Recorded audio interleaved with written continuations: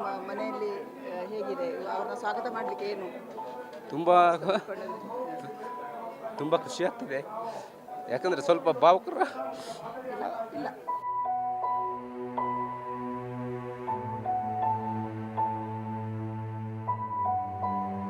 ಅಂದರೆ ಕರ್ನಾಟಕ ಸರ್ಕಾರದಲ್ಲಿ 8 ವರ್ಷ ಆದ್ರಿಂದ ಕೇಸೇ ಚಾರ್ಜ್ ಮಾಡಿಲ್ಲ. ಅದನ್ನು ಚಾರ್ಜ್ ಮಾಡೋದು ಯಾವಾಗ, ನಮಗೆ ಬಿಡುಗಡೆ ಮಾಡ್ಸೋದು ಯಾವಾಗ? ಇವರು ಮಗು ಕೂಡ ಜೈಲಲ್ಲೇ ಬೆಳೆದಿದೆ.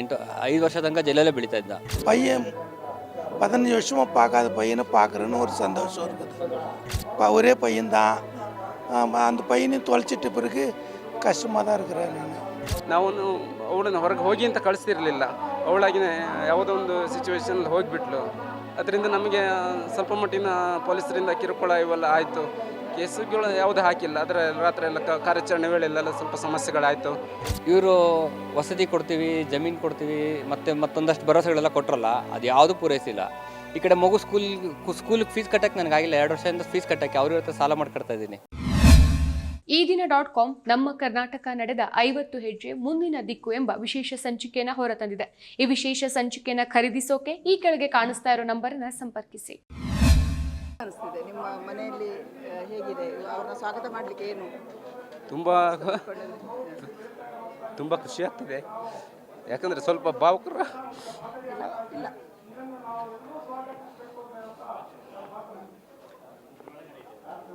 ಭಾವುಕರಾಗ್ತಿದ್ದೀವಿ. ಯಾಕಂತಂದರೆ ಎಷ್ಟು ವರ್ಷ ಆಯ್ತು ನೋಡಿ ಅಕ್ಕನ ನೋಡಿ ಸುಮಾರು 17-18 ವರ್ಷಗಳಾಯಿತು.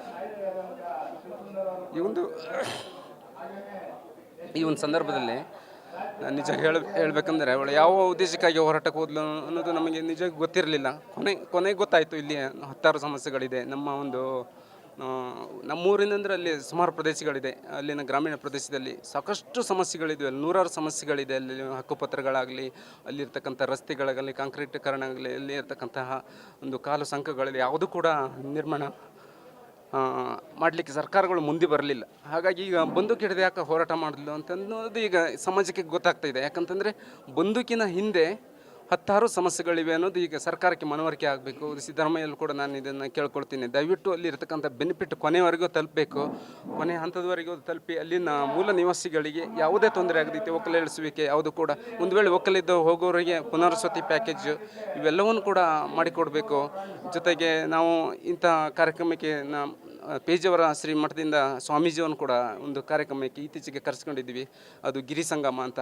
ಈ ಕಾರ್ಯಕ್ರಮದಲ್ಲಿ ಕೂಡ ಅವರು ಆ ಒಂದು ಕಾರ್ಯಕ್ರಮದಲ್ಲಿ ಶರಣಗತಿಯ ಬಗ್ಗೆ ಮಾತಾಡಿದ್ರು. ಈ ಒಂದು ಕಾರ್ಯಕ್ರಮನೂ ಕೂಡ ಅವರಿಗೆ ಸ್ವಲ್ಪ ಮನದಟ್ಟಾಗಿರಬೇಕು ಅಂತ ನಾವು ಅಂದ್ಕೋತೀವಿ. ಯಾಕಂತಂದರೆ ಈ ಒಂದು ಸಕ್ರಿಯವಾದಂತಹ ಈ ಹೋರಾಟದಲ್ಲಿ ಪಾಲ್ಗೊಂಡಾದಂತಹ ನಮ್ಮ ಲತಾ ಅವರು ಇವತ್ತು ಬಂದು ಒಂದು ಸಮಾಜಕ್ಕೆ ಒಂದು ಹಳ್ಳಿಗಾಡಿಗೆ ಒಳ್ಳೆಯ ಪ್ರಯತ್ನದಿಂದ ಒಳ್ಳೆಯ ಕೆಲಸಗಳಾಗಲಿ ಅಂತಲೂ ಕೂಡ ನಾವು ಅಂದ್ಕೋತೀವಿ. ಅವಳನ್ನು ಹೊರಗೆ ಹೋಗಿ ಅಂತ ಕಳಿಸ್ತಿರಲಿಲ್ಲ. ಅವಳಾಗಿನೇ ಯಾವುದೋ ಒಂದು ಸಿಚುವೇಶನಲ್ಲಿ ಹೋಗಿಬಿಟ್ಲು.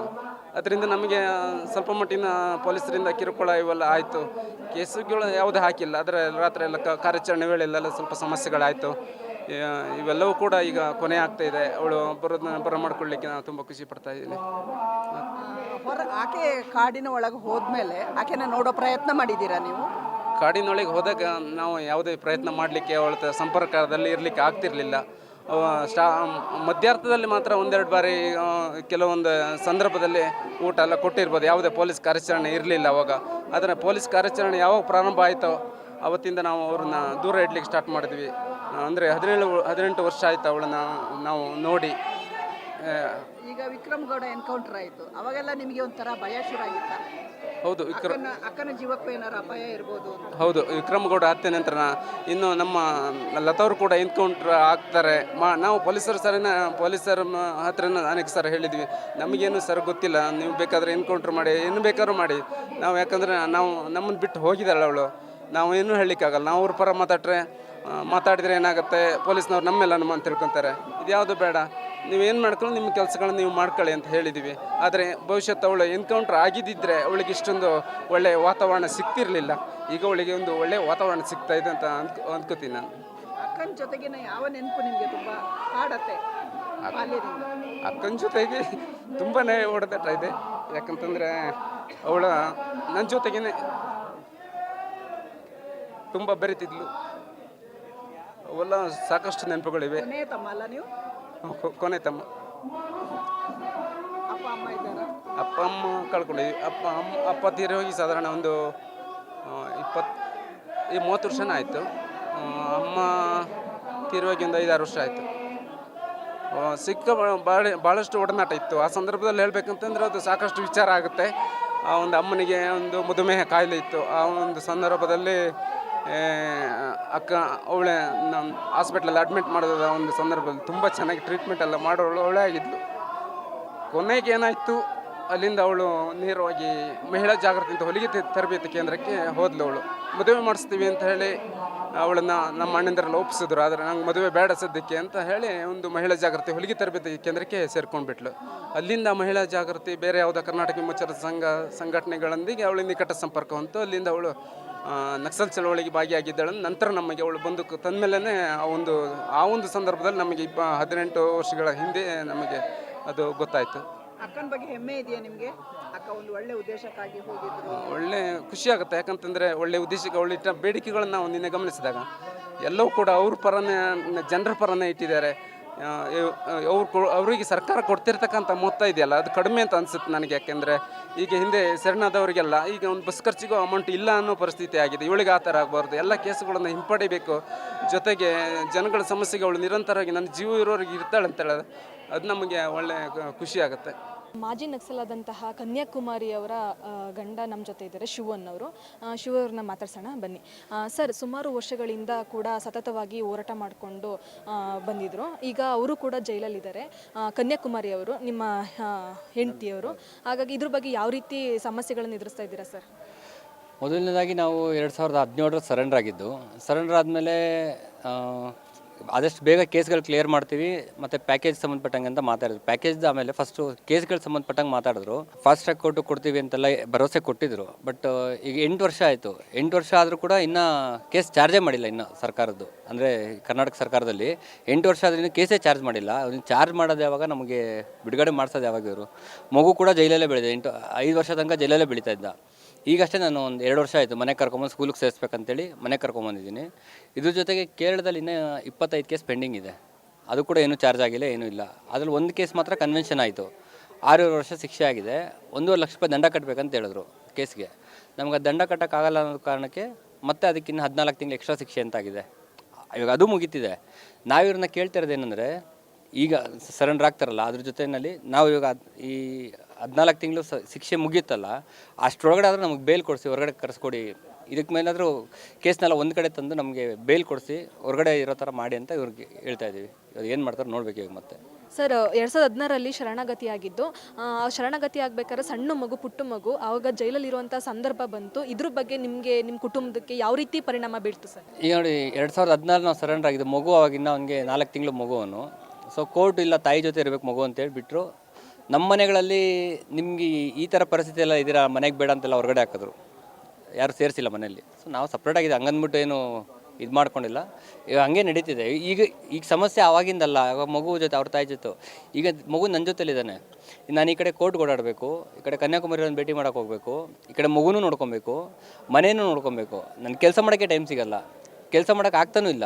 ಇವರು ವಸತಿ ಕೊಡ್ತೀವಿ, ಜಮೀನು ಕೊಡ್ತೀವಿ, ಮತ್ತೊಂದಷ್ಟು ಭರವಸೆಗಳೆಲ್ಲ ಕೊಟ್ಟರಲ್ಲ, ಅದು ಯಾವುದೂ ಪೂರೈಸಿಲ್ಲ.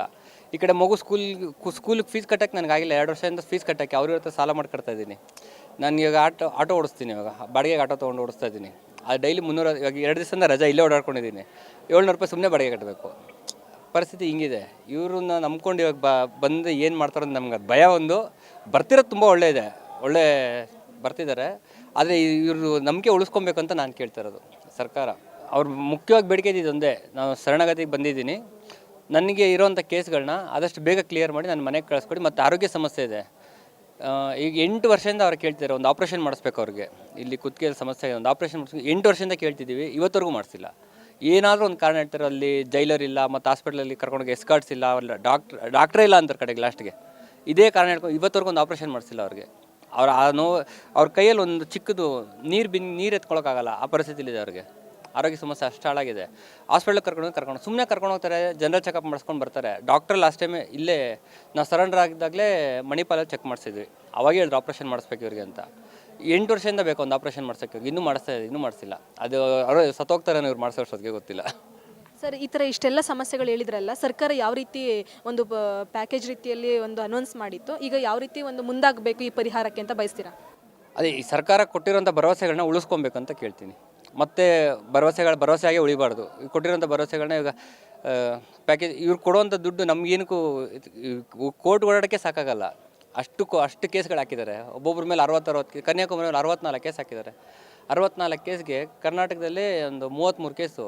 ಎಷ್ಟು ಜಿಲ್ಲೆಗಳಲ್ಲಿ ಓಡಾಡಬೇಕು? ಪ್ರತಿ ಸತಿ ಕೋರ್ಟ್ಗೆ ಹೋಗ್ಬೇಕಾದ್ರೆ ಎಷ್ಟು ದುಡ್ಡು ಖರ್ಚಾಗುತ್ತೆ? ಒಬ್ಬೊಬ್ಬರು ಲಾಯರ್ಗೆ ಫೀಸು ಅದೆಲ್ಲ. ಮತ್ತು ಕೇರಳ ರಾಜ್ಯದಲ್ಲಿ ನಮಗೆ ಆ ಊರಿನ ಭಾಷೆ ಬರಲ್ಲ, ಏನಿಲ್ಲ. ಅಲ್ಲಿ ಹೋಗಿ ದೊಡ್ಡ ಸಮಸ್ಯೆ. ಈಗ ಕನ್ಯಾಕುಮಾರಿ ಅವರು ಶರಣಾಗತಿಯಾಗಿದ್ರು ಕಾನೂನಾತ್ಮಕವಾಗಿ, ಅದೇ ಥರನೇ ಈ ದಿನನೂ ಕೂಡ 6 ಜನ ನಕ್ಸಲರು ಕೂಡ ಶರಣಾಗತಿ ಆಗ್ತಿದ್ದಾರೆ. ಇದ್ರ ಬಗ್ಗೆ ಏನು ಅನ್ಸುತ್ತೆ ಸರ್? ಅಲ್ಲೇ ಶರಣಾಗ್ತಿರೋದು ತುಂಬ ಒಳ್ಳೆಯ ವಿಚಾರ. ಮುಖ್ಯವಾಗಿ ಬರ್ತಿದ್ದಾರೆ. ಇವ್ರ ಹೋರಾಟಗಳು ಮುಂದುವರಿಲಿ. ಆ ಹೋರಾಟಗಳ ಜೊತೆ ನಾವು ಇರ್ತೀವಿ. ಅಂದರೆ ಕಾನೂನು ಚೌಕಟ್ಟಲ್ಲಿ ಹೋರಾಟ ಮಾಡ್ತಾರೆ. ಆದರೆ ಈ ಸರ್ಕಾರ ನಮಗೆ ಮೋಸ ಮಾಡ್ದಂಗೆ ಇವ್ರಿಗೆ ಮಾಡ್ದಿರಾ ಎಲ್ರಿಗೂ ಸೇರಿಸಿ ಈಗ ಕೊಟ್ಟಿರೋ ಭರವಸೆ ಉಳಿಸ್ಕೊಳ್ಳಿ ಅಂತ ನಾನು ಹೇಳ್ತಿದ್ದೀನಿ. ಸರ್, ಈಗ ಇದಕ್ಕೆ ಮುಖ್ಯವಾಗಿರೋ ಕಾರಣ ಶಾಂತಿಗಾಗಿ ನಾಗರಿಕರ ವೇದಿಕೆ ಸಮಿತಿ ಕೂಡ ಇದೆ. ಸುಮಾರು ಹೋರಾಟಗಾರರು, ಸಾಮಾಜಿಕ ಕಾರ್ಯಕರ್ತರು, ಚಿಂತಕರಿದ್ದಾರೆ. ಇದ್ರ ಬಗ್ಗೆ ಏನಂತ ಹೇಳ್ತೀರಾ? ಎಲ್ಲರೂ ಕೂಡ ಸೇರಿ ಸಮಿತಿಯನ್ನು ರಚಿಸಿ ಈ ಥರ ನಡೆಸ್ತಾ ಇದ್ದಾರೆ ಕಾರ್ಯಚಟುವಟಿಕೆಗಳು. ಇದ್ರ ಬಗ್ಗೆ ಹೌದು. ನಾವು ಸರೆಂಡರ್ ಆದಾಗ ಗೌರಿ ಲಂಕೇಶ್ ಅವರೆಲ್ಲ ಇದ್ದರು. ನಾವು ಸರೆಂಡರ್ ಆಗಿ ಒಂದು ಸ್ವಲ್ಪ ದಿವಸದಲ್ಲೇ ಅವರು ಗೌರಿ ಲಂಕೇಶ್ ಅವರಾಗಿ ಎ ಕೆ ಸುಬ್ಬಯ್ಯ, ದೊರೆಸ್ವಾಮಿ ಅವರು ಎಲ್ಲರೂ ತೀರ್ಕೊಂಡ್ರು. ಈಗ ಮತ್ತೆ ರೀಓಪನ್ ಆಗಿದೆ ಕಮಿಟಿ. ಈ ಕಮಿಟಿ ಮೇಲೆ ಭರವಸೆ ಇಟ್ಕೊಂಡಿದ್ದೀವಿ. ಇವತ್ತು ಅಷ್ಟೇ ಸರ್ಕಾರದ ಮೇಲೆ ನನಗೆ ಇವತ್ತು ಭರವಸೆ ಇಲ್ಲ. ನಮಗೆ ಇವಾಗ ಒಂದು ಕಮಿಟಿ ಅಂತ ಮಾಡಿದಾರಲ್ಲ, ಈ ಜನಪರ ಸಂಘಟನೆಯವರು ಮತ್ತು ಶಾಂತಿ ಕಮಿಟಿ, ಈ ನಕ್ಸಲ್ ವಾಪಸ್ ಪುನರ್ವಸತಿ ಕಮಿಟಿ, ಇದೆಲ್ಲ ಮಾಡಿ ಇವ್ರನ್ನ ಭರವಸೆ ಇಟ್ಕೊಂಡಿದ್ದೀವಿ. ಇವರಾದರೂ ಆ ಭರವಸೆನ ಪೂರ್ಣಗೊಳಿಸ್ತಾರೆ ಅಂತ ಅಂದ್ಕೊಂಡಿದ್ದೀವಿ. குமார் தமிழ்நாட்டிலேருந்து வந்துக்கிறோம். ஆற்காடு. கே வசந்த்குமார். பையன் 15 வருஷமாக பார்க்காத பையனை பார்க்குறேன்னு ஒரு சந்தோஷம் இருக்குது. ஒரே பையன்தான். அந்த பையனையும் தொலைச்சிட்ட பிறகு கஷ்டமாக தான் இருக்கிறேன் நான். பையனுக்கு என்ன சொல்கிறீங்களேண்ணா, வீட்டுக்கு வாப்பா, அப்போ நம்ம போய் நல்லா இருக்கலாம் அப்படி சொல்லுவேன். ಮತ್ತಷ್ಟು ವಿಶೇಷ ವಿಡಿಯೋಗಳನ್ನು ನೋಡಲು ಮತ್ತು ಹೊಸ ವಿಡಿಯೋಗಳ ಬಗ್ಗೆ ತಿಳಿಯಲು ಈ ದಿನ .com ಯೂಟ್ಯೂಬ್ ಚಾನೆಲ್ ಸಬ್ಸ್ಕ್ರೈಬ್ ಮಾಡಿ ಮತ್ತು ಬೆಲ್ ಐಕಾನ್ ಕ್ಲಿಕ್ ಮಾಡಿ.